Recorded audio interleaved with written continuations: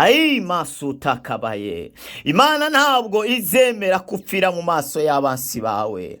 Intambara zahagurutse, abansi bahagurutse, barashaka kukubona uri umupfu, ariko Imana ntizemera kupfira mu mitego y'abanzi bawe. Icyo yavuze ragosi bakaya, icyo yavuze ntizemera ko gihagarara ngo kubera abantu bavuze. Ntabwo ikorera ku magambo y'abantu, ntabwo ikorera ku byiyumviro by'abantu, ikorera ku ijambo ryayo. Jambo yavuze ku buzima bwawe izarisohoza. Nubwo abantu babivamo, ariko yo ntabwo yabivamo. Nubwo abantu bahagarika kugufasha, ariko ukuboko kwayo kurahagije kugira ngo gukore ibintu bikomeye mu buzima bwawe. Kandi ndabona ugiye gushigwa hejuru y'abanzi bawe, ndabona ugiye gushigwa hejuru abanzi bareba, ndabona ugiye kwambara neza abanzi bareba, ndabona ugiye kuvyara abanzi bareba,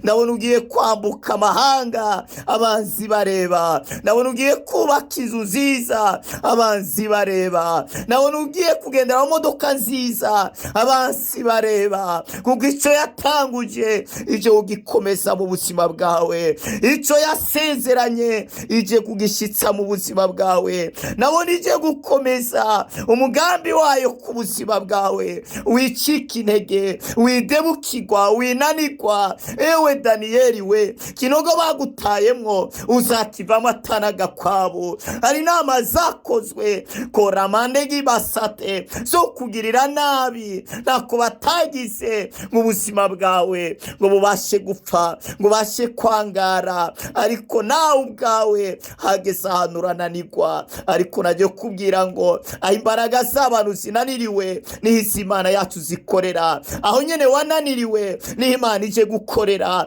Aho nyene wacika intege niho Imana ije guhera inkomezi. Aho nyene wasuzuguriwe niho Imana ije kuguhera icyubahiro. Aho nyene wakiwe ijambo niho Imana ije kuguhera ijambo. Aho nyene wamburiwe impuzu niho Imana ije gukwambikira. Imana yacu ko yariri kera na n'uyu munsi nikwiri, ko yakiza abantu kera na n'uyu munsi nikwibakiza, ko yatabara abantu kera na n'uyu munsi nikwibatabara, ko yabohora abantu kera na n'uyu munsi nikwibabohora. Ndumva hari umuntu Imana ivanye muri gereza yaramazeho igihe. Ndumva hari mariage Imana ivanye muri gereza. Ndumva hari umuntu Imana yugururiye urugendo. Ndumva hari umuntu Imana yishuriye ideni yari imubujije amahoro. Ndumva hari umuntu Imana yubakiye urugo. Urakoze maragos kabadegi basate.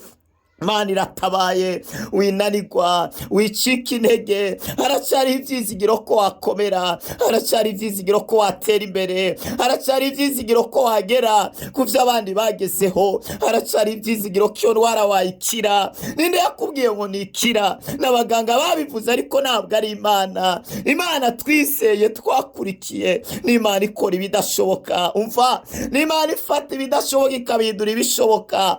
Hale bragazuva legi basate. Urakoze Mana kutabaye, urakoze guciye inzira. Oh riga maso